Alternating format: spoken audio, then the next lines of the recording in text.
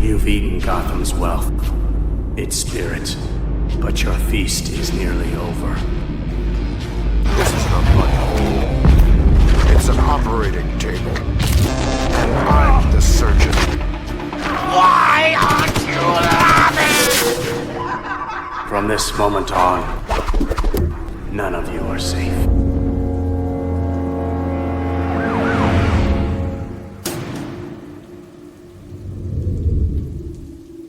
Welcome to the Batman Book Club, a podcast exploring the Dark Knight Library. I'm your host, Ryan Lauer. The Batman Book Club is a proud member of the Batman Podcast Network, hosted by Batman on Film. Just go to batmanonfilm.com, click on podcasts, and you'll find the Batman Podcast Network that has a whole list of other Bat-related shows full of people talking about other nerdy subjects that all of us love to frolic about, including Peter Vera, in our free time. Batman Book Club is also on Patreon if you like what's going on with the show and you want to help support the show and keep those generators running in the Wayne Manor study. Just go to patreon.com/thebatmanbc. Now, thank you for listening to episode 203. Wow. Feels like just yesterday. It was 202. In this episode, we're diving into the further adventures of Batman book to talk about just the first story because of reasons. The first story, Death of the Dreammaster. And as we all know, I can never do this alone. So joining me is one of my favorite Midwesterners, my favorite person in Minnesota. We'll start with that. Just edges out JJ McCarthy, but we'll see. He's been on this show plenty of times before. My Bat Boy, my Bat Boy, Garret Grev. Garrett, Wado, welcome back. That's a title I'll wear proudly. Which one? I mean, favorite person in Minnesota. That's big. You know, Yeah. There's a lot of fine Minnesotans, as everyone's aware. One of the finest states, and the all 50. Yeah, it's it. I'd put Minnesota right towards the top on a number. Yeah, really. It's like I'd stack us up against almost anyone. But Bat Boy, I mean, your Bat Boy. That's a-okay with me. It's just fine. And we continue to be connected in the craziest of ways because, as I said before we recorded, I'm wearing a University of Michigan hoodie. Behind you is a Minnesota Viking skull decoration. Viking. Yeah, it's a very. There we go. It's a nice. Anyone that's ever seen me on a live stream or a video podcast has probably seen Minnesota Twins on one side and Minnesota Vikings. Go Twins! On the other, and they are some wood and metal art pieces. I had a local artist do. I do believe. I don't know if it still is. So I just stumbled upon this because you said Twins. So I'm furthering our connections here and how initially I was going to say University of Michigan Wolverines, the Minnesota Vikings, obviously JJ McCarthy's connection. But with the Twins, we have in Fort Wayne, Indiana, we have a minor league team now called the Fort Wayne Tin Caps, but used to be called the Fort Wayne Wizards. Amazing baseball. And they were a farm league team for the Minnesota Twins. Minnesota Twins. Yeah. So I do believe you will remember the name of Torrey Hunter. Oh, of course. Certainly. I believe he played here in Fort Wayne in his younger days. So there you go with that. And also you actually went to school just a little bit here in Indiana as well. So Garrett, It was destined clear back when Prince was Prince. I was like, I don't think you're the finest person in Minnesota. Haven't met him yet, but I'm going to. There we are. I don't wear as much purple, and I'm not nearly as musically talented. But I digress. I am living, and that puts me ahead. I don't know. Sorry, Prince. R.I.P. Yep, that's true. Yeah. Okay. Got dark Rest in there peace, I guess. Yeah. Got a little dark there. But the story we're going to talk about gets pretty dark in spots too. So there's a little segue to pull us out of that weirdness. It's dark. It's got death in the title. I mean, we're going to go on an adventure. And like I said, I think initially, so you and I have actually talked about this book, The Further Adventures of Batman, not the Batman. Is it the Batman Murders? That I think time and time again, I kept bringing up to you and you were kind and we're like, no, dumbass, that's not what we discussed. But Ryan, this is that sounds like a lovely book too. But what if we did the one we've been talking about doing instead? For about a year. And funnily enough, Robert Reinecke messaged me a week ago or so before I said anything about what we were covering in July.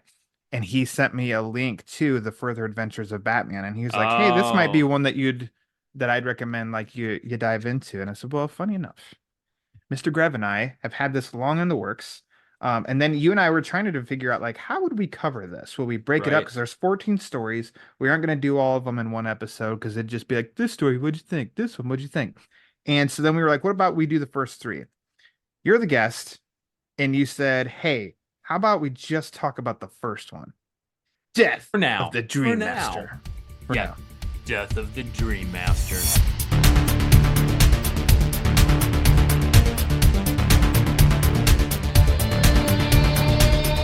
So this 14 all new adventures of the Cape Crusader, this book was published in 1989. And as you go through it, they have stories of varying lengths. There's some that are like 10 pages. There's one that's Um, 7. There's one that's 7. I believe the first is the longest, I do too. just slightly edging out. So it's about a 68-page read by Robert Sheckley, Death of the Mhm. Dream Master. And it kicks off the book. And so it's longer, right? But also, and we'll get the reasons will become more apparent. There is a lot going on in this short story. So much so that I'm like, I read it, and I've read it previously. We'll probably get into some of that. I read it. I'm like, before I can talk about this on a microphone, I feel like I need to read it again, which really cuts down my time to read the next 2 stories. And I think we'll just start chopping this one up so much that any other Yeah. stories we talked about with it would just feel like add-ons. So, Yeah.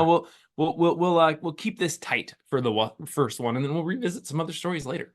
Yeah. And I do appreciate always I love it when there's variety on the show and people choose a variety.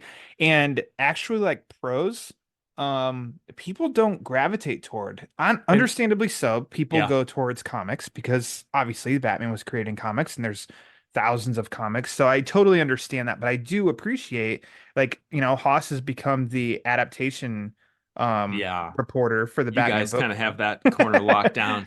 So we dipped into those novels, but then earlier this year, Eric Cardozo did the Public Enemies story, and I know you and I were doing this, and there is somebody that old rascal Jay Yaws. I think he's mentioned some stuff to me before, so I like that we're gonna mix some more, prose into this, as well as obviously comics and such, and I do like that. And then of course for episode 200, Sean Murphy was like, "Hey, I'll F up your formula.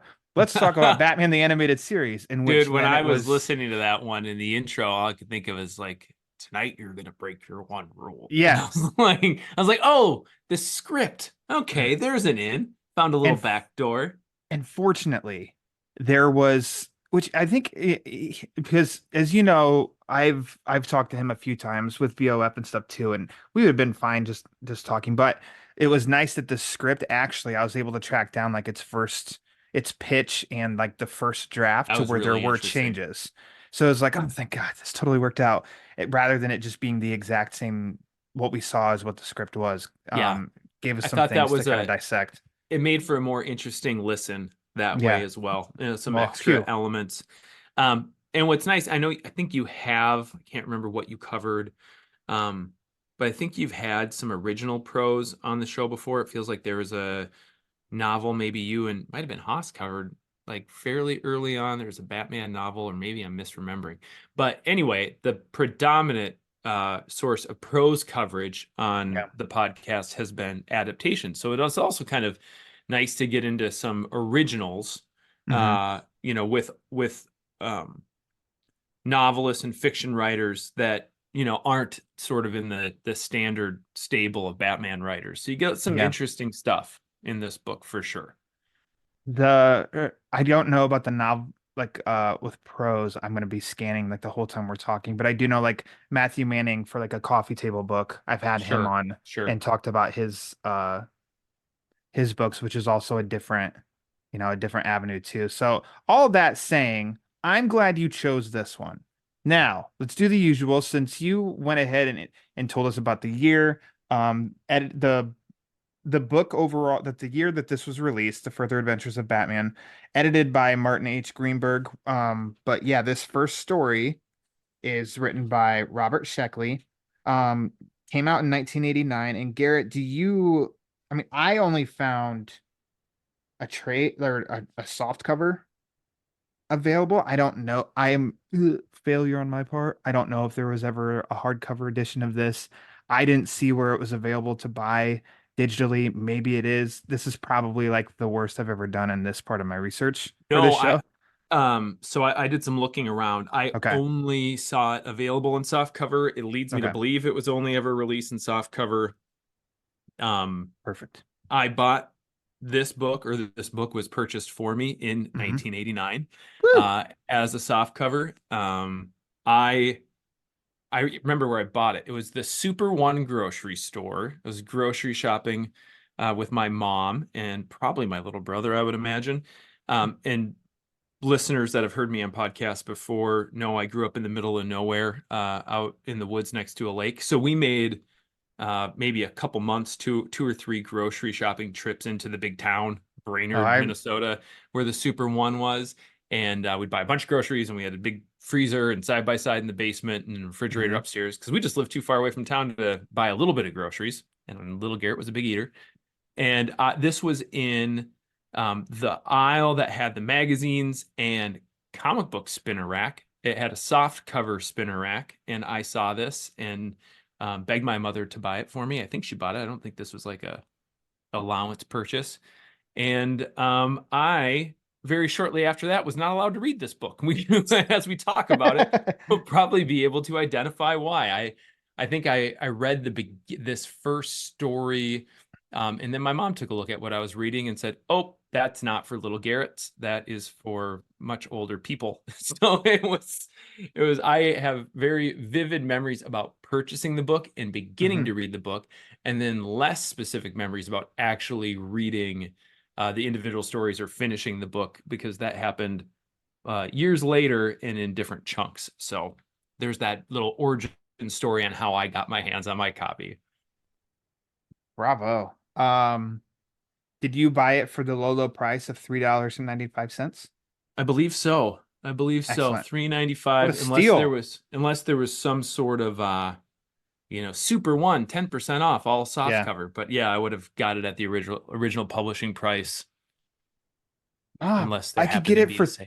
39 cents cheaper. It's 10% off right now. Come on, Mom. Yeah, this is the deal. They're not gonna let this one sit out there like that for long.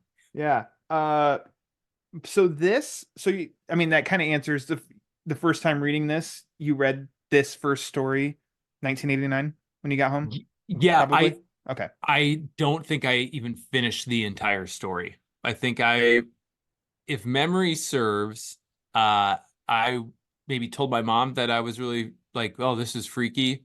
Hmm. The intro, when we start talking about the introductory Yeah. segment of the story, is enough to freak me out as a grown man and father of children older than I was at the time that I read it. And I think the book was, my mom's like, "Well, let me give that a look see." And I don't think I ever even finished the story the first time I read it. Okay. I bet I got about 4 pages into it that first time. The first time I read this was 2 weeks ago. Oh boy, there you go. Um, COVID had me, as I mentioned on here, Your 2020 your had me buying visiting streak. eBay. Yeah. Um, I mean, I probably got this for, if it was more than, not much more than $3.95. Um, because I wanted to kind of, I wanted to do a backlog of these types of books. And there's, if you go down that road and you look, this time period per Batmania, like there's a lot of these that were out, and there's other, I think it's like the Further Adventures Volume 2 has Catwoman on the front, or it has Penguin on the front, and then Volume 3 has Catwoman or Penguin on the front, and then there's one that's just the Joker. Uh, so I'd seen this, and this, as well as with the Batman murders, I bought then. But yeah, I'd waited, as I kind of do with a lot of these. I feel it's like Batman Book Club is the motivator, gets me Right. to dive into these. So I was glad that you chose this. Something I noticed on the side is the publisher, Bantam Books. Dude, you have no idea. When I was little, I would get hyped up every time I saw a Bantam book, thinking that it said it was a Batman book. Like if it was a book fair at school, or if Yeah. I was at a bookstore, or the, before mentioned Super One Yeah. aisle, grocery store aisle with the books. If I saw Bantam books, I was immediately hyped, and then almost always immediately disappointed that it was in fact not a Batman book, but it Yep. was just from the publishing house Bantam. My mind still, while reading this, and I look at that, it would scribble. Oh And yeah. I like, All the letters honestly, are there. All yep, the letters it's are there. crazy. Did you Crazy. ever see those things like, I don't know, probably a parent aged parent, like one of our parents age person will share something like this on Facebook, or maybe that, goofy buddy that, does like memes or forwards on Facebook or something. Well, always like every once in a while I see a paragraph posted and all the words have some of the letters jumbled around. Like, isn't the human brain, try to read Oh this and look yeah. back, isn't the Yeah. human brain amazing? So I feel like that's just our amazing human brains kicking in. I think so too. Because we've been conditioned now for my whole Our lifetime, whole Batman, lives. that it's Yes. like, listen, if a word is 6 letters and B and A and T and M and A and N are in it, it's That's Batman. I Batman. don't really care what the word is. It's Batman. That's Batman. Um, I want to ask you though, Mr. Grev, why did you choose The Further Adventures of Batman?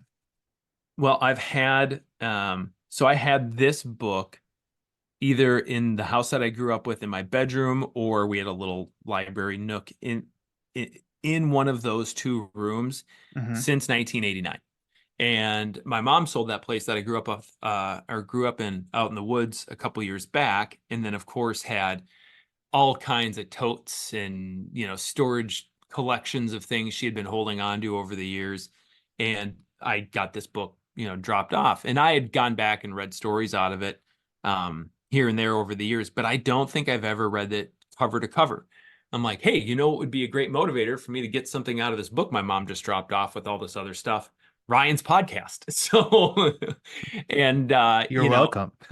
for some reason, man, you get people that come on the show and they do a story that I'm like, why didn't I say I wanted to do that story? Or I'll hear a story mentioned and I'm like, wait a minute, how has the podcast not covered that story?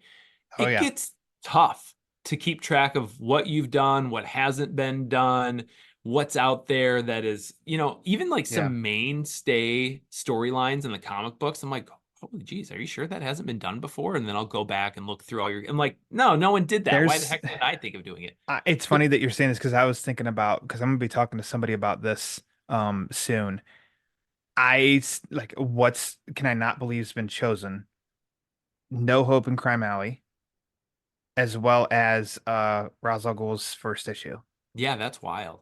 Not many people like there haven't been many Ra's stories, No, which they really really actually haven't. surprises me because I feel like he's up there with villains and people love his stories, but surprisingly, and that's not me trying to fish people into choosing those, Sure.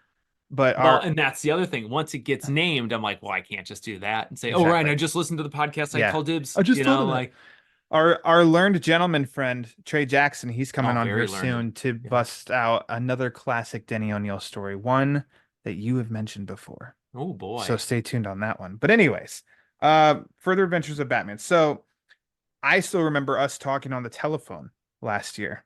That's how special it was to me, Garrett. Mm-hmm. And you Mm-hmm. brought this up. So yeah, this has been in the works for a year, but we had Spooky Month. You were on for the Christmas episode. Love Like Christmas. we've had these other what do you want to say, detours, but we knew this was going to end up happening, so I'm glad that it did. The something interesting with this book and opening it up, it selects 3 stories to give almost like a quick little tease premise. So I'm going to read that's on the first page. Death of the Dreammaster. The Joker is dead. Batman watches as the clown prince of crime is crushed to death between 2 huge stone wheels. But if that's so, who does Bruce Wayne see walking down the street the next day? Interesting setup. Mm-hmm.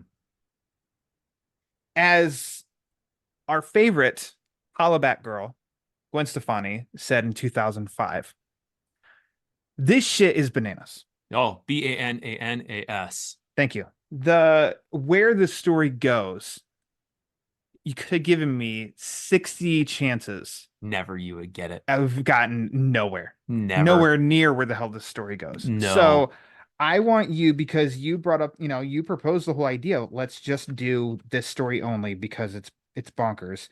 Why don't you take the wheel and kick us off where you want to go? Yeah, I think the best place to start is at the start. But one of the reasons How about that? Yeah, but one of the reasons why I thought, hey, maybe we can just sink our teeth into just this one story and then we'll come back and maybe do some groupings, is this story, for good or ill at times, feels like 4 and potentially 5 stories pushed into one, or at least the beginning of 4 to 5 stories. Yeah. And where you go in each of those segments, you would be hard pressed, even while reading the story, to be able to say like, oh, here's what I think this next, not chapter, but segment will be about, because there are some wild turns in this. So as we kind of talk through the story, maybe we'll earmark, like, this sort of felt like a little movement unto its own in the overall symphony.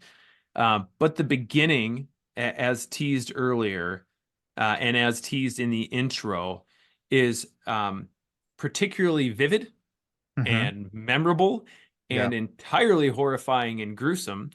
You may think that this is setting the tone for the entirety of this story, and you would be wrong. You would be wrong. You don't encounter anything nearly as tonally dark and horrifying as what we open up with. And what we open up with is you're sort of thrust right into the action. And it reads as, Bruce Wayne remembering back. It says he sees the scene again in his mind's eye. And it's essentially the story of the death of the Joker after he has been on. We don't hear about any, goofy prank or game that he's playing. It doesn't even read like it's the end of a cat and mouse madcap adventure where Joker was killing people and teasing, Batman along the way.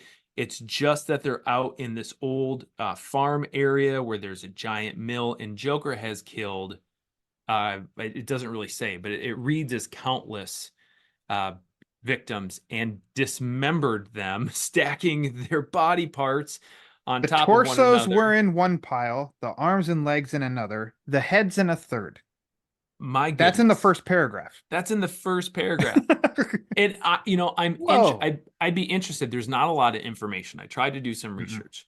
I'd be very interested if this was an editor's note from Greenberg to say, like, we want to right away make it very clear these are grown-up fiction stories that are dark and gross and much different than, still in 1989, still making sure this is clear, this is different than the 66 series or what maybe you're thinking about as Batman cartoons, or even much darker than what you just probably saw at the Cineplex with Tim Burton's Batman. Yeah. So the image created in my head, you want to say like EC archives of almost like the Frazetta painting covers is what I imagined, like a blending with like the Batman 66 Topps cards. Like you just have this image and Batman's bolted up, spread eagled, and Joker's just there with like, it's just a freaking horror setting. And then add into it these like the 3 piles of bodies, not mentioned if they're all adults or a mix of adults and kids, because the next line is that the Joker had just lifted up the last of his victims, little Monica Elroy. The child was still alive, but she had fainted. The Joker tried to slap her into consciousness because death was so much nicer when the victim was awake to appreciate it. Mercifully for her, the child did not respond. Holy hell. Not even out of, that's still paragraph 1. That's still paragraph 1. So Joker is a serial killer along the lines of like, I don't really have the timelines for this, but this would have been post John Wayne Gacy and Ted Bundy. It might have been around the same time as Dahmer. I'm not a big serial killer guy, but like around the time, I think I don't remember if he was early 90s or late 80s, or I don't know. Around the time is very accurate to say. Right. Around the time. But like this is a serial killer. This is Joker here is presented simply as a serial killer, murdering I don't know, dozens or more victims and dismembering them and organizing their body parts like trophies. And this poor little girl is about to be the next victim. Oddly enough, it seems as if she's about to be crushed in these two grinding mill wheels. Yeah. However, it doesn't seem like the rest of his victims meet that fate because their bodies weren't turned to mush and he actually has them stacked up in piles. Regardless, it's really gross, really disturbing, and it does an excellent job. So, little boy Garrett, far too much going on, totally age inappropriate. Adult or teenage Garrett, when I got this book back, like it does an excellent job like laying the stakes and making it clear, like this isn't Super Friends, this isn't 66 Batman, this isn't even the movie Batman that your parents took you to, even though it was PG-13. This is something entirely darker and more horrifying and disgusting. This is probably what Darren Aronofsky read. When he and Frank Miller wrote their year one. Yeah. Let's make it like that. So there isn't too much, and it's kind of funny. So we've already spent like 5 minutes, 6 minutes just talking about this opening paragraph, essentially, which isn't that crucial to the remaining 67 pages of the story. Other than what follows up is that Bruce is in Gotham, during the day, and he thinks he sees Joker. And so then he takes off into the New Era Hotel and he doesn't see Joker, checks in with the guy at the desk, says that nobody like that checked in. And that's kind of it. But Bruce swears that he saw Joker and Joker's dead. Well, we should put a finer point on this. We know Joker's dead because it goes into excruciating detail. After Batman was clamped against this wooden barn door, he was able to focus all his energy, break through it, saves the little girl at the last second. And in the process, Joker is pulled into these two grinding wheels until the point that his, let me find it, his head came apart like a watermelon in a hydraulic press. And so the Joker was dead. Let me picture that. Got it. Okay. Got it. Hey, got for it. you love Very gore. yucky. So I'm glad you read very that. yucky. Very yucky. So, but thanks for going back to that, because that essentially sets the stage on why Bruce is so certain that Joker is dead. So when he starts, catching glimpses of the Joker out of the corner of his eye, he's like, this doesn't compute. I saw his head come apart like a watermelon in a hydraulic press. He's very certain. Like that shows up again later that this isn't, oh, Joker's so tricky. He's up to his tricks again. Somehow he got away and you thought he died. No, he's dead. What the F is going on here? And it's not just that we're stuck with Bruce's perception on this, because later on he's having a conversation with Gordon. I believe it's Gordon. And there's a discussion there. I don't remember the exact language, but, it's almost like confirmed of Joker's dead. And it's not just Bruce / Batman saying this. Someone else is also confirming. Yeah, so it's like, his okay, remains were buried in an unmarked grave someplace or something to that effect. Yeah, and it's so okay. So this is interesting.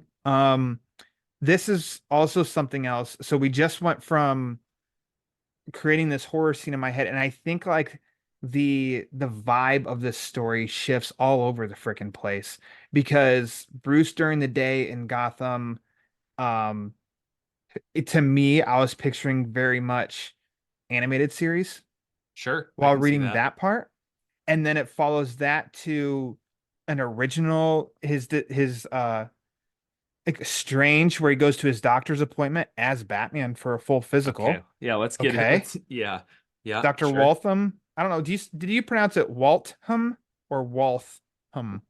Waltham. I assumed the TH was a diphthong. Anyways, Dumb and Dumber. But yeah, so I thought like that was not whiplash, but from the opener to then really calm down, and that he thinks he sees the Joker, to then almost like another head turn of kind of like, this feels weird of Batman's going, "Hey Doc, my physical. I'm seeing things." I'm worried it might be a little bit Huh. crazy.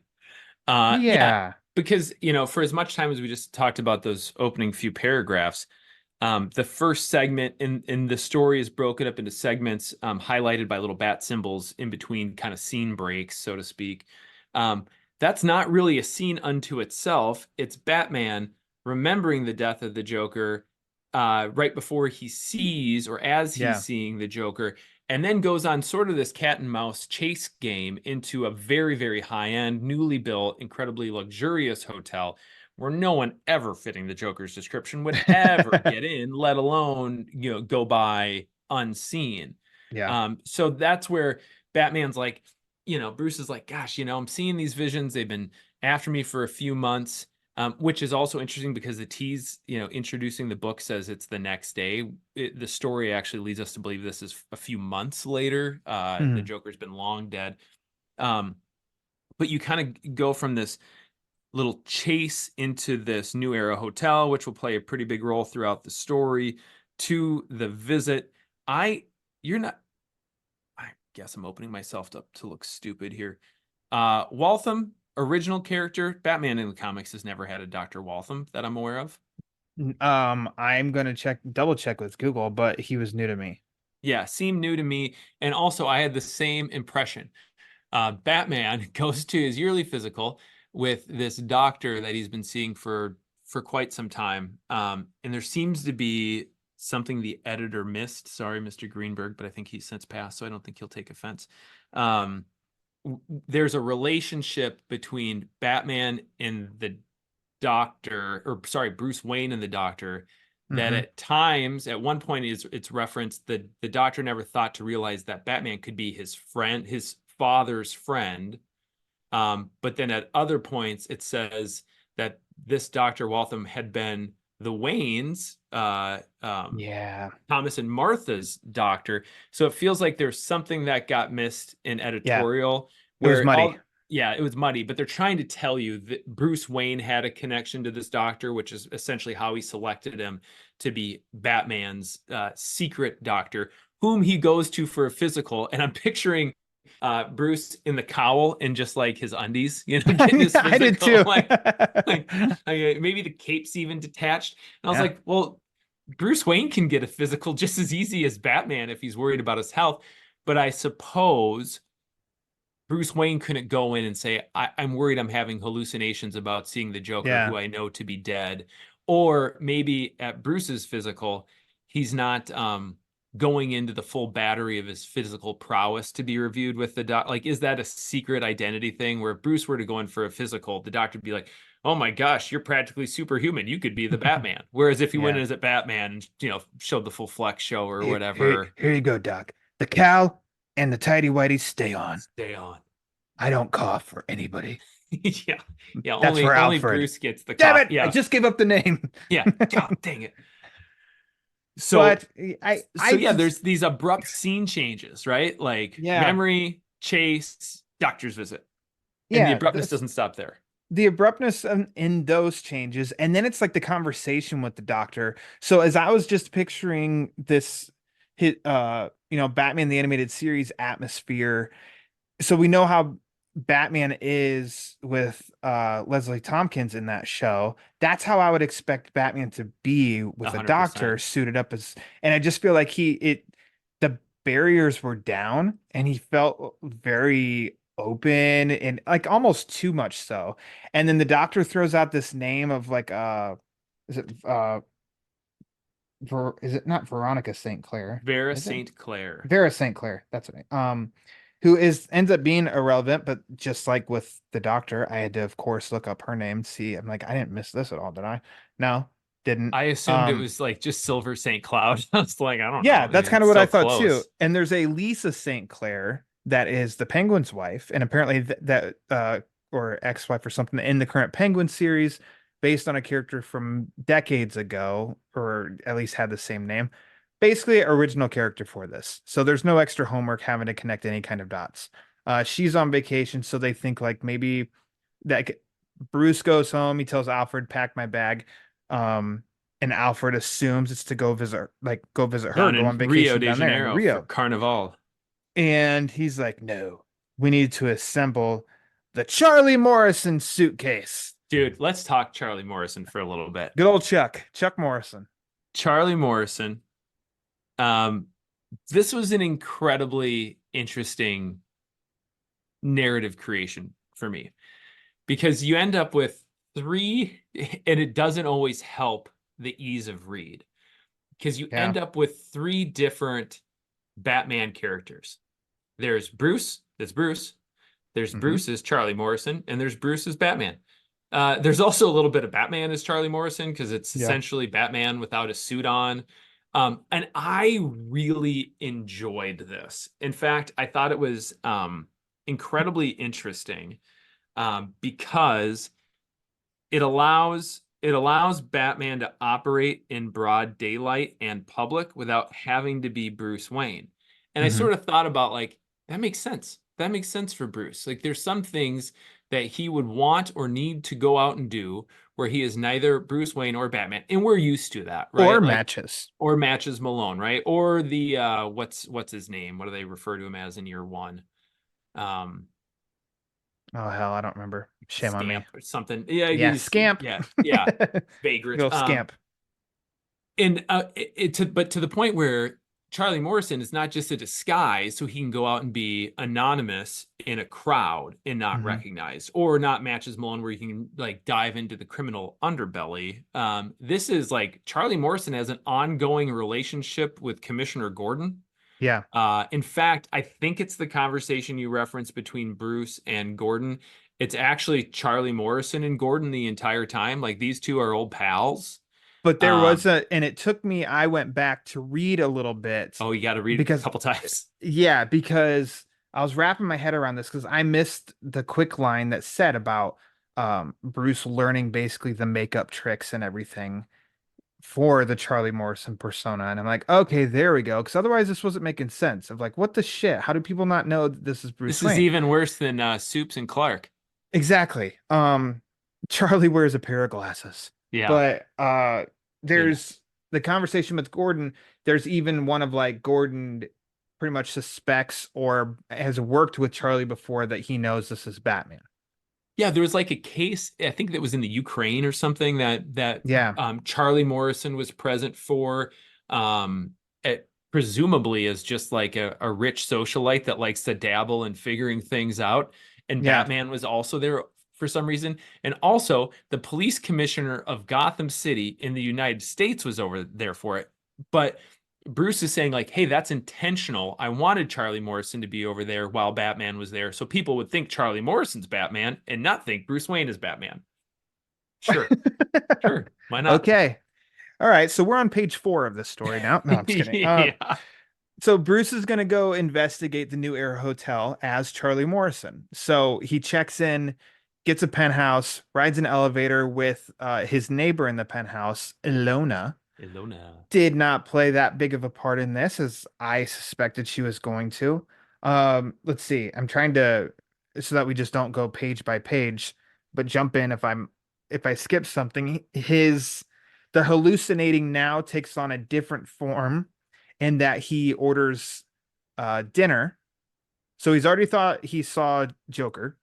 Now he orders dinner in his penthouse, and he thinks that there's snakes and toads on his plate. And frogs, and And so he's like, waiter, what is this? And that just kind of, I don't know, made me laugh. But also that was another not as much of like a change of, but then, my mind starts thinking, oh, Scarecrow. Oh, Scarecrow's involved in this somewhere. 100%. I thought, especially using the snakes and toads or frogs, that is like, okay, that's like Scarecrow's thing. Yeah. It felt like, I don't know if it was an intentional misdirection or if it's just, we've got too much of this on our brains, so it's easy to recall, what it could be, even if the story didn't intend it to be. Yeah. Snakes and toads. And it's like, hey, how do you explain this? And the waiter's like, there's nothing wrong, sir. And then he looks back. He's like, oh yeah, there's nothing wrong. My toast is soggy and these eggs are overcooked. Let me save some face right quick. Well done, Charlie. Real quick on his feet, old Chuck is there.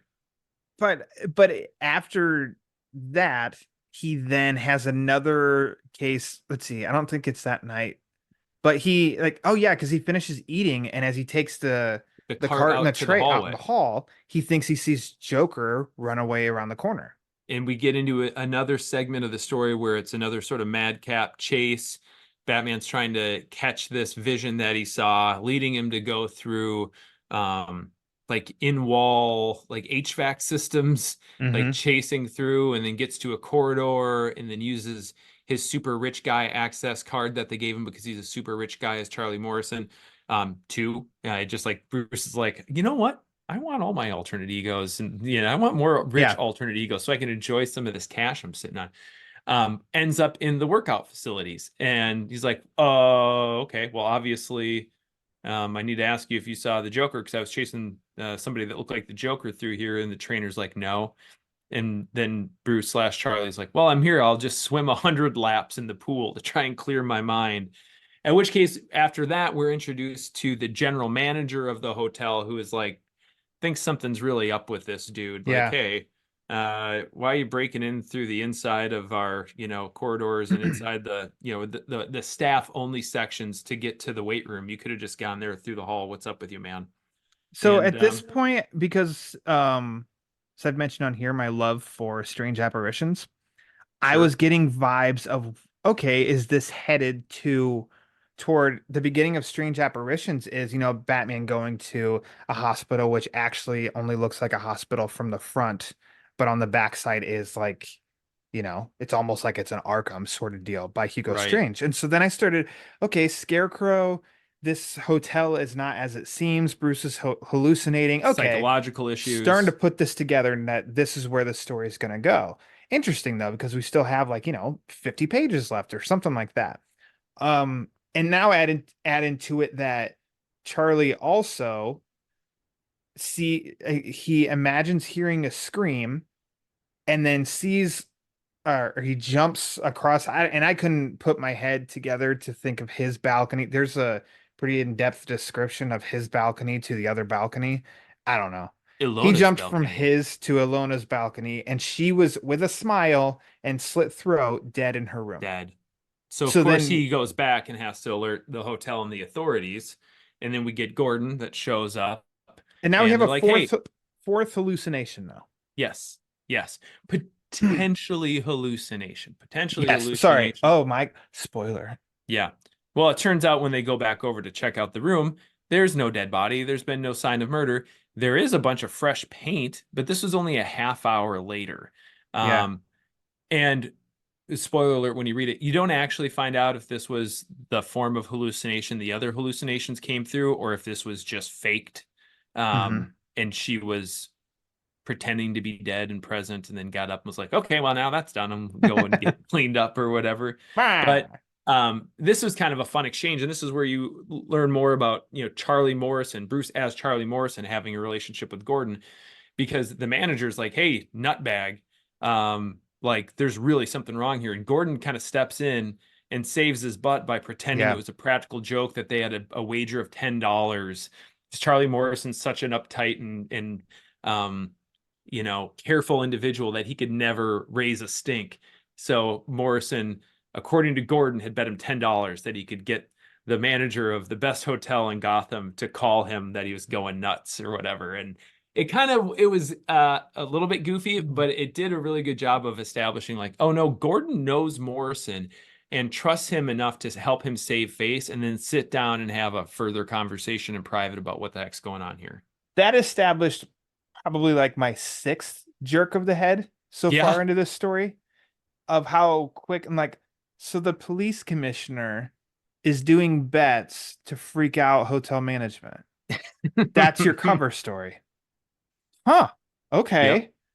Which then, yeah, like you just said, sets up the quick conversation between Gordon and Charlie, where you get the little bit of backstory of the overseas incidents and how Gordon suspects that Charlie's actually Batman. Um, yeah, it's like okay, but then I mean, it's not something that I think needs to be erased from the story at all because I think Gordon seeds his little bit of doubts too of like Right. you're not crazy, are you? Like, you're still with it. So there's at least that still now in Bruce's head as well. But he's now smart enough, obviously, to be analyzing every situation. And the next day, he sees down in the lobby, he sees Alona come walking through. So he goes to approach her. She seems extremely um uncomfortable by him. And so then she turns to spray him in the face with, like, we just imagined it was mace, but it's actually a gas. And she drops the like a metal It was like a cigarette container. lighter disguised as There you go. a well, it's this thing that emits gas that was supposed to either kill or incapacitate Yeah. Bruce slash Charlie slash Batman, but disguised as a cigarette lighter. Batman in the moment identifies that something's wrong and holds his breath before the gas can hit him and Classic wakes up. Batman. Yeah, classic. She had dropped that lighter, and now he's got some evidence to go on to begin. This is really what kind of begins the rest of the adventure to figure out what's going on here. Because with that lighter, the weapon, gas weapon disguised as a lighter, again, I was thinking, fear gas, scarecrow. But then also a little bit Joker gas. I'm like, okay, I don't know what they're doing here because we started with Joker, and he's got to show back up somehow in this. Yeah. So he brings it to an associate of his that is like a low-level thief or criminal, not a big enough fish to take Batman's attention. So he uses him for information, and they have some sort of relationship. But Good this old guy Tony is Marotti Tony Marotti, and Tony in the Marotti, Limehouse district. yeah, yes, Sure. in Limehouse. Yep, a lot of detail here. He is a bit of a manufacturing expert and has equipment of his own, and tells Batman, like, hey, this is some high-tech stuff. This isn't something I could produce, but it's probably made by this company ARC based on this logo here, and you should go check them out. They're down in Texas. Okay, thanks. Yeah. Good information. ARDC, Armadillo Rex Development Corporation. ARDC. Okay. But he said also, and he plants the seed a little bit also, of that there's a new LSD type gas being created. Okay, so we've still got that link of Bruce hallucinating and gas. I'm still thinking somehow Scarecrow. Scarecrow's involved in this somehow. Then Bruce needs to take a trip to Texas. As Charlie. Yeah. What the frick here? Because he flies down to meet up with he flies to Ogdenville, Texas, and meets up with Finley Lopez. Doesn't exist. Talks to him about the characters. Then becomes this whole exposition dump on the ARDC, as well as its CEO, Red Murphy. And now Red doesn't want to see anybody. He's a recluse. He's taken to holding up inside of his compound that he's built. He took over this failing business, turned it into this giant success. They do all sorts of manufacturing, including weapons manufacturing, and they might be signing a deal with the Pentagon soon. It's, but now this guy's freaked out, or it's gone a little bit Howard Hughes batty, and he has just isolated himself inside of his compound that is the center for the company. And seeing Batman needs to get in. How this becomes just like a pit stop, because then Finley's like, why don't you stick around? And Charlie's like, no, gotta go. So then they take him to the airport for Bruce to fly in a different direction, to turn right back around and fly right back so that he can be Batman and go check out the facility. And to where it's just like, I feel like this could be tighter. You can find a better way rather than here's this made up guy who's just going to take a big old dump of information. And then it's like, well, see you later. And then next thing you know, Batman's at the facility. Yeah. And so then he needs to get in, and the guiding us through these steps also, I thought, was way too broken down, way too kind of like descriptive in my mind. Descriptive. I was really like, what are we doing here? What are we doing? And then at the end, and what is it in the end? Batman fools them thinking they saw UFOs so that while they're distracted, he could climb over the fence. Diversion. Yeah, but we spend a lot of time with the two guards that are guarding the place and their experience of seeing these lights and sounds. Biography on them. Yeah. And I don't even remember their names. Otherwise, I'd add them to like the list of Bert and original Ernie. characters. Bert and Ernie. Yeah, and they're like, "Oh man, must have been a UFO, boss." Oh Sort boy. of deal. Just so that Batman can get into the offices of this Red Murphy, the Steve CEO. and Billy Joel, by the way. Oh, thank you. Billy Joel? Billy Joe Okay. with a hyphen. Not I the was piano man. hoping. I was hoping Piano Man. That's his front. He's a piano man, but really? He's guarding this facility Yeah. in Texas. Everybody needs a side hustle. But so Batman gets into with Red Murphy. Dude almost has a freaking heart attack, scared to Yeah. death. And he's been hitting the Um, sauce pretty hard. he has. And then he offers Batman a drink, and Batman's like, okay. Just a sip. What? Yeah, just a sip. What? There's a couple times Batman has just a sip in this story.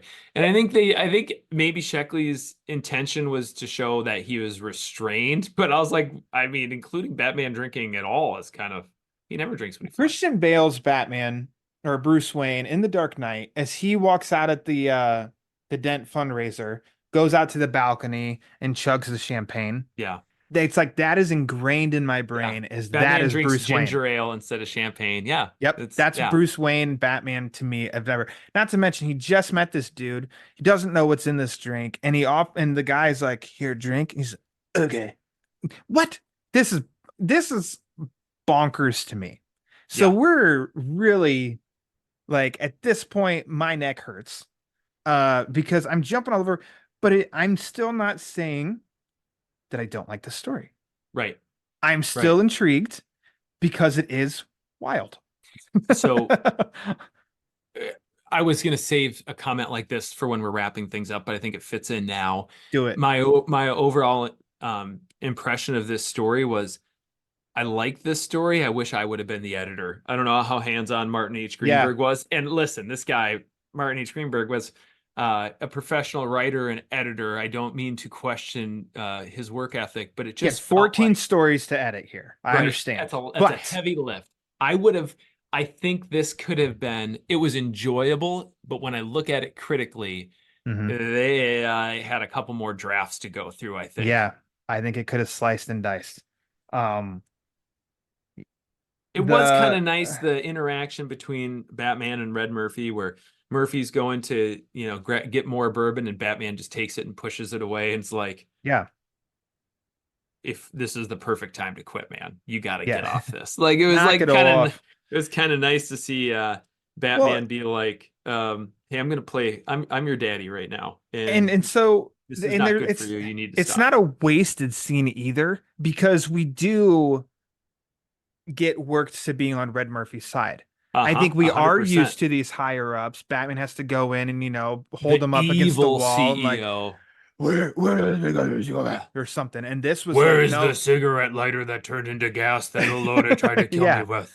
And instead, it's like Batman. It's not an interrogation. It's a Q&A. And he's working him over, right? He's like, hey, you're killing yourself in here, man. You're drinking yourself to death. People are trying to, we skip this. He brought on these investors, secretly bought up a controlling share of the company. That's who's behind some of these arms contracts. By the end of the story, I think we're supposed to be led to believe it's the same people that built the New Era Hotel, which was never fully stated. I never got that. I think it's supposed to be that. And like, they built this hotel just to mess with Batman. I don't know. It was unformed a bit. But it is like, this is not evil CEO. This is CEO that was taken advantage of put in this bad spot, and he doesn't know how to get out of it. And now he's cooperating with Batman to try to make things right, fix stuff. Deal. I don't know. I'm glad I just looked at my notes here, because I would have been very upset if I didn't bring up the fact that the ARDC, the Armadillo Rex Development Corporation, Red Murphy, says the ARDC had a list of debts as long as the polecat's shadow on Sadie Hawkins Day. There you go. And I stopped and said, what the capital F is any of that? Yeah. And I did some research. I'm not going to spend too much time on this. Did you know what this was, or did you have to look it up, or did you not look it up and you don't know anything? I didn't look it up. I just thought, like, wow, that's a goofy reference. I assumed Sadie Hawkins was like a Sadie Hawkins dance where the girls invite the boys. But Bingo. I didn't know what you. Yeah, smart. based on we're old timey in the Midwest here.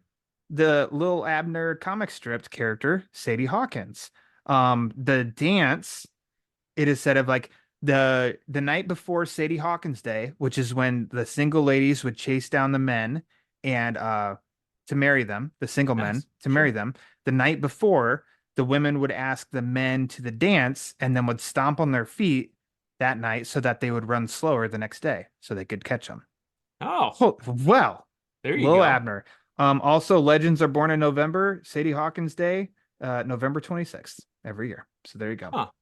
The Still more don't you know. understand the polecat connection, but we'll go I with looked it. at polecats and it looked like weasels to me, Sure. Yeah. and couldn't Of make the connection. I I spent knew too they much were a time. varmint of some kind. Yeah, I just Maybe it's because they're standing there alone because they're just ugly weasels and none of the ladies want to marry them, so they're left by themselves.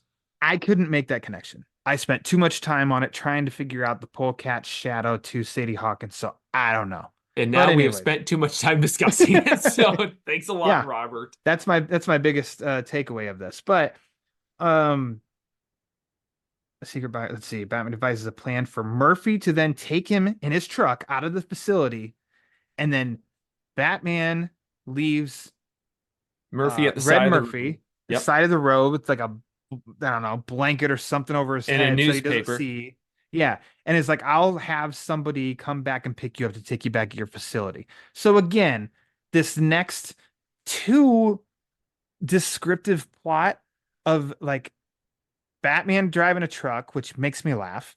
Driving a good old truck toward the airport, then changes Yep. and then Gets on a is going to plane. take a plane to DC. Yes. But then back at the airport, he changes into the bat suit, except the mask and towel, and covers himself in a fur coat. Oh, was it a Okay. fur coat? I didn't read Yeah. that. It was a oh my gosh, I didn't picture Yeah. it. I thought he So was in a big trench coat. that was another thing I had to rewind, read it Very, again, very and I was like, flashy. huh. And the contracts were to be signed at the Gaudi building. So this is what I have for that. In it is a meeting where all is revealed by James Nelson, a tan man in a tan suit with tan nails. We really spent a lot of time describing how tan, Robert, we didn't write this. Robert Sheckley just spent a lot of time, we spent a lot of time reading it, describing how tan Nelson was to the point Yeah. that it made me think of when Joker shows up to the museum, not the museum, when he shows up and he has all the makeup to the meeting of the mob bosses, Mm-hmm. and he has all the super tan makeup all over him. Yeah. But his teeth are super white, That like very similarly described. And I was like, is this guy going to end up being the Joker? How did he get his head on watermelon? What is going on here? But is the joint chief of staff meeting who are getting together to decide whether or not they're going to sign this giant arms contract with ARDC.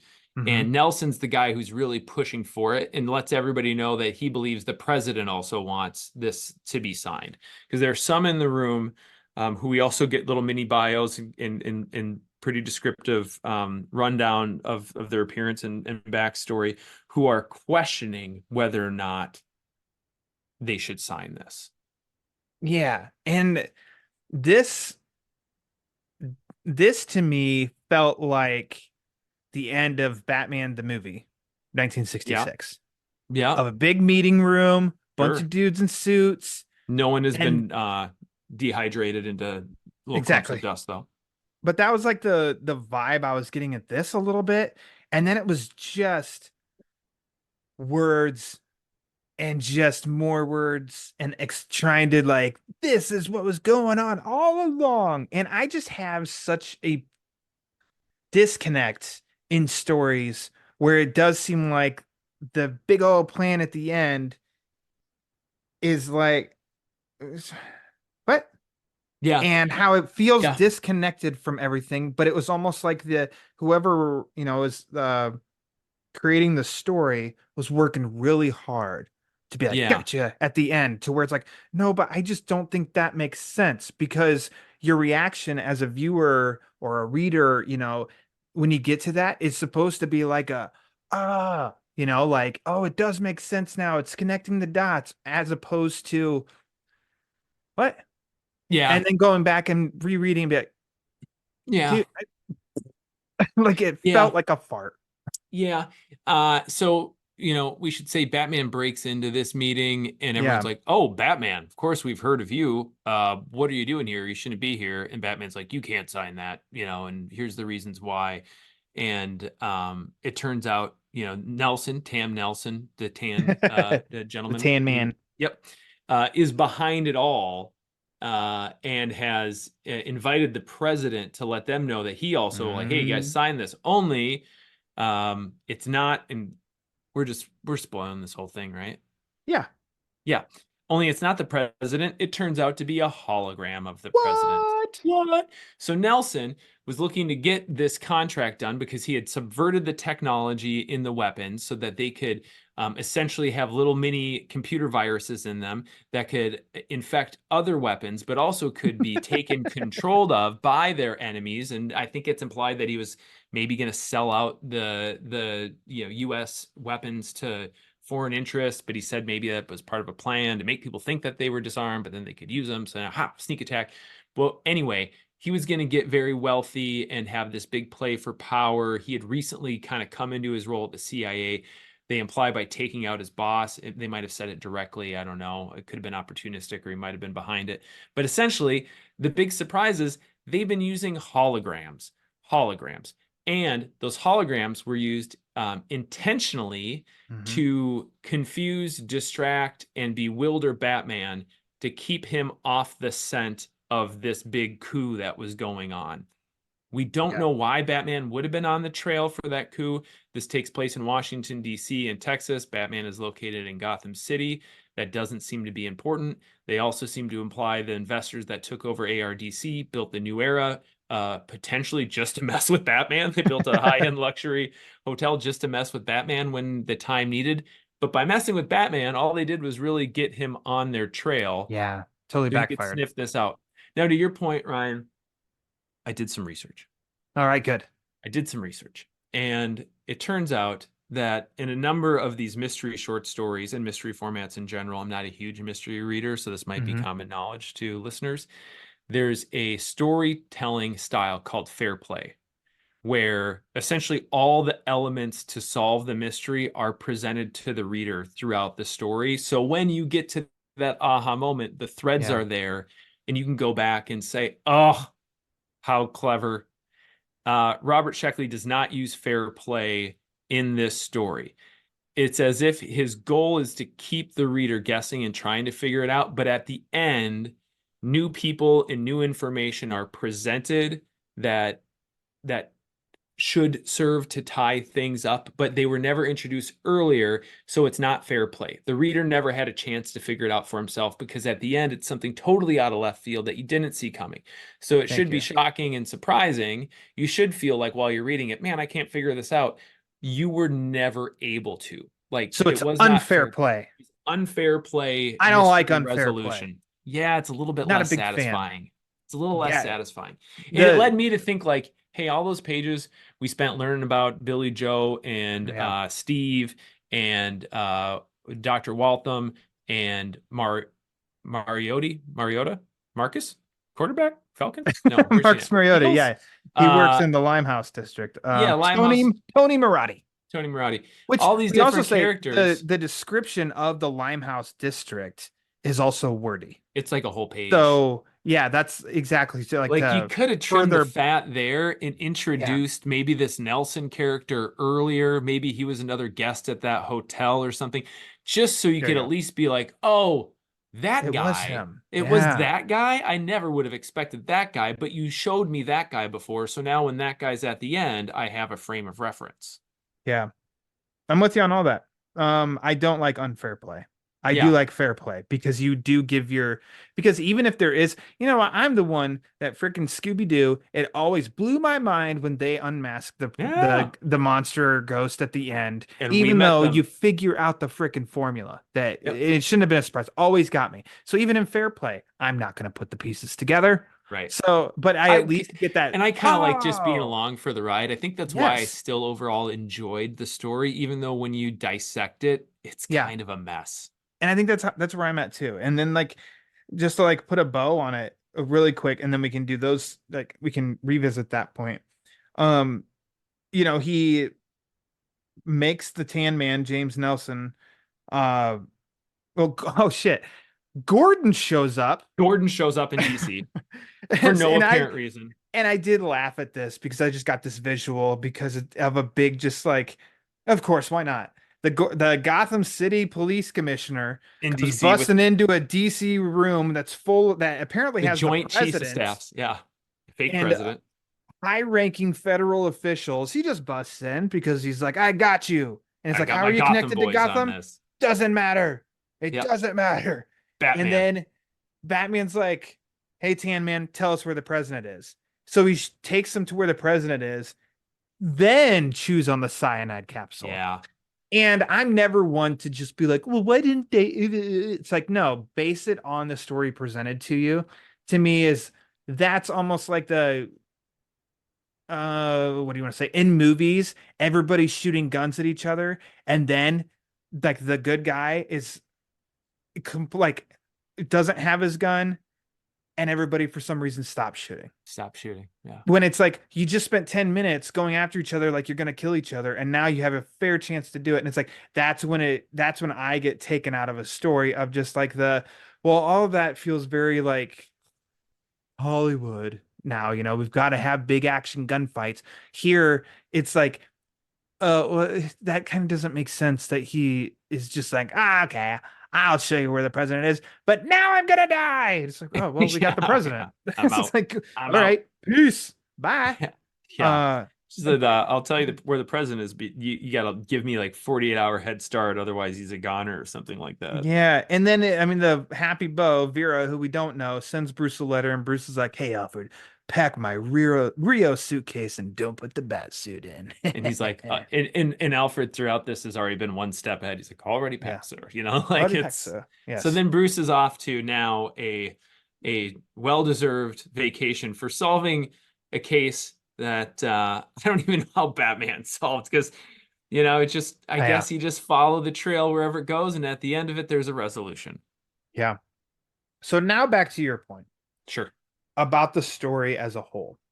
I do have 2 questions. Yes, you've got a question? Okay, what do you got? Well, 3. 1, what was your favorite part of Death of the Dreammaster? Man, favorite part. It's tough because I think one of the most well-written part, if I'm looking at it from a literary standpoint, I think probably the most well-written part is what we spent a bunch of time on talking about at the beginning. The scene of the Joker's demise. It is so well crafted for the image that it brings to mind. It is incredibly graphic. It's very haunting. It's very disturbing. And you do see it kind of play out like a movie in your mind's eye. So I think that's probably one of the best written segments. It is very odd. That is tonally so entirely different than the rest of this story. But like, for just that little vignette of what it is, it's really, really good. And then I think I did really enjoy Batman helping Red help himself out of this pickle and sort of being this guiding voice of like, we can make this right. I just need your help. Like, I thought that was a very human Batman interaction that we don't always get. It's Batman, the menacing, supernatural force of fear that gets people to do. And this was Batman as like, your older brother that's telling you to, hey man, you're kind of messing up here. Let's make this right together. Like, your dad or your uncle or something. So I'll probably go with the beginning, but I did enjoy the conversation between Batman and Red, even though it seemed kind of absurd on the surface. But I'll go with the intro. I'm with you. And it's always funny to me of like, given the content, and if I end up saying that something like that's my favorite part and the content is like, oh my God, like this is brutal. Oh yeah. It's horrifying. but it's like the atmosphere, the So atmospheric. Very good. Very good word. the vibe of it all, and then like the Joker, like just like this is it's perhaps the most horrific kind of Joker that we could have, which would help really sell the horror aspect of it all. And Right. so I don't know, yeah, I'm with you on like the beginning is probably, yeah, my favorite part. That's its own little short story. This this this Like, this stuck with me ah, too. The Joker, mad with pain, began to laugh, the high inhuman laugh of absolute insanity, and he continued to laugh as his body was pulled between the grindstone wheels, only stopping when, watermelon hydraulic press part that we read before. Like that, I'm just like, oh, jeez, we're really going for the gusto here. This is vivid as yeah. heck, and Uh, very disturbing. would you like to see Death of the Dream Master adapted in animation? I think so. Yeah. But here's the deal. I'm a cheap date when it comes to Batman for the most part. Hmm. And I think there's some really, really good Batman animation out there, and there's some not so good Batman animation out there. This could make a fine DC animated movie. I would say, um, hey, Warner Brothers, if you want me to help consult on the editing and how you would trim this to a serviceable animated movie, even though it's only 68 pages. Like there's some stuff that we spend too much time on in the story that you shouldn't spend any time on. And there's some things that I think would make it much more satisfying if you were to do a bit differently. But I think there's definitely a version of this that I think could be a really fun animated adventure. The intro wouldn't be nearly as graphic. The rest of the story would feel more connected, would need to feel more connected, but this could be really fun if done well. This is the case, and because of my mind going to BTAS vibes and stuff, what it feels like Caped Crusader is going to give us, I was thinking this could probably adapt it in that. Yeah. Well, I mean, I'm speaking early because I've Yeah. only seen what everybody else has We're seen, just going off the but feels. it feels the vibe of that, yeah, and maybe skip the Joker opening to make it work. But I feel like, with the trimming of the fat, this could do, and some altering of story and stuff, 25-30 minute episode of Oh, it could a be, cartoon yeah, episode. you could do a single episode. You could do an 80 Yeah. minute movie and flesh it out a little bit better than this was fleshed out, or Hmm. you could trim it way back and have a very streamlined, half-hour episode. Okay. Um, where But my was I answer on those going? is almost always, yeah, why not? Yes. Yeah, because yeah. Ugh. Unless something is so visually like Batman Noel, Sure. it's Bermejo art. Yeah, good luck. Um, uh, there's the standard what you expect from DC. It's like a story like that. I don't want done in that style. I want a unique style. And so I'm just Yeah. like, I don't know. Yeah. I don't know. It would kind of cheapen something like Noel if you just did it in the standard DCAU Exactly. style. But with you, otherwise, usually I'm like, yeah, why not? Lastly, what are your final thoughts on this story? So here's the deal. You just heard us kind of pick this thing apart at times. Yeah. That doesn't mean I wouldn't recommend it to people for something to read. I enjoyed reading it. It's pretty quick. There are times you end up, whether it's complexity, the story just being a bit more complex than it needs to, and not always clicking entirely, where you need to go back and reread a page or page and a half, or even just a couple paragraphs to make sure you have a firm grasp on where you are, Hmm. or the writer going into a ton of detail that isn't necessarily needed, and you just are like, hey, pull this back a little bit. It still is enjoyable to read, and you can read it pretty quickly. I read it through twice. There were parts I enjoyed more on the second read, just twice getting ready for this episode. There are parts that I enjoyed more on the second read. So I think there's definitely, um, it's not it's not something like I don't want listeners to walk away from this and be like, well, that's one I can skip. I think it's one you should say like, oh, that kind of sounds like an interesting mess. Let me see what these guys were talking about, because I think there's Hmm. enough here to be enjoyable. And there's enough good things and not so good things that you get to run it through in your brain. Like you'll be thinking about this. And I think that's always a good sign. If something sticks with you a bit more, or if your brain is kind of left, even if it's not perfect, if it gives you something, you eat it and you digest it, that's Yeah. that's a good thing for content. Yeah. Um, bonkers, bananas, all that. Yes, it is, but it doesn't like still in the end, it's not like bastardizing Batman's name. No. It's And not going against what Batman stands for or anything like that at all. It's just little moments are like, huh. And like Batman in a cowl and his tidy whities with the doctor. yeah, That's it's not kind of interesting. not what I imagine. Batman be like, okay, I'll have a drink. Yeah. I don't really see that, but it's like those are minor. It's not like Batman walked up to Red Murphy and was like, drink this and snaps his neck or something like that. Yeah. He didn't do any of that. So it's the story. I mean, it had my attention, and though at the Sure. end it was just a lot of information, like a little unfulfilling. Not enough to where it completely ruined everything before it that I don't ever want to visit it again. Right. And I'd say another thing I mentioned this earlier. I had this thought in my head because I read it and I was, doing stuff around the house and cleaning up, and I was just kind of thinking about what I read. And the Charlie Morrison stuff, to me, I was like, I really, really enjoy that. And it's totally different because we're used to Bruce and Gordon having some sort of relationship, right? Whether they just know of each other or familiar or whatever else. And that's longstanding all the way back. And we obviously know Batman and Commissioner Gordon have a very strong relationship.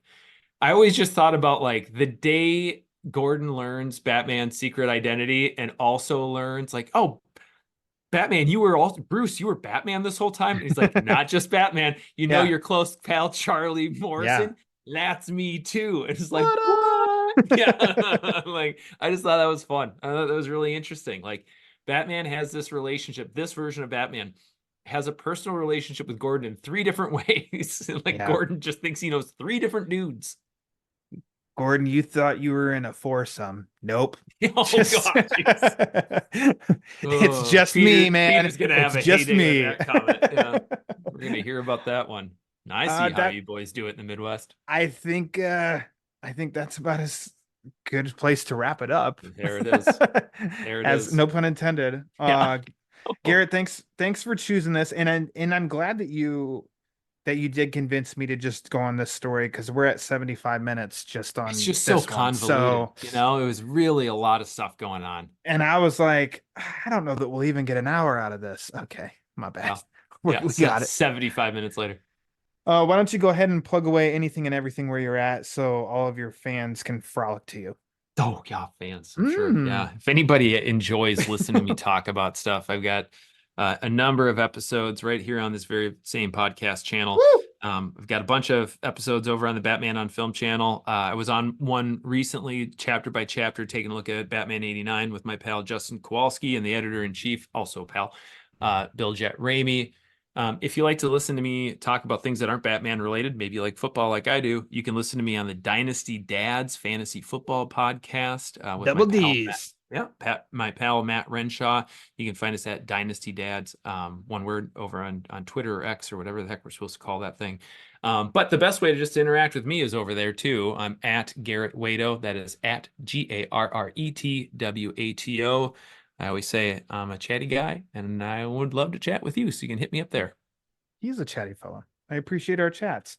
As for the Batman Book Club, follow on the socials at the Batman BC for latest episode drops, upcoming episodes, and sometimes some giveaways. Make sure to subscribe to the Batman Book Club YouTube channel. Pete and I have been saying it all this year, but it's because it's going to happen. We're going to dip into no man's land. It's happening. Got the omnibus behind me, ready to be cracked open. We're going to do it. If you want to support the show, variety of ways you can do it. Number 1, patreon.com/thebatmanbc. 2, go to tpublic.com, type in TBBC in the search bar. Number 3, the easiest, quickest, most impactful thing you can do is rate and review the show. So wherever you listen to your podcasts, Apple, Spotify, Amazon, iHeartRadio, just go to the rate and review page and rate and review the show. The more reviews the show gets, the more it helps spread the word. And as Garrett knows, as I know, as we all know, that word is panic. So for Minnesota's finest, I am Ryan Lauer. And until next time, read my Batman books. Short stories.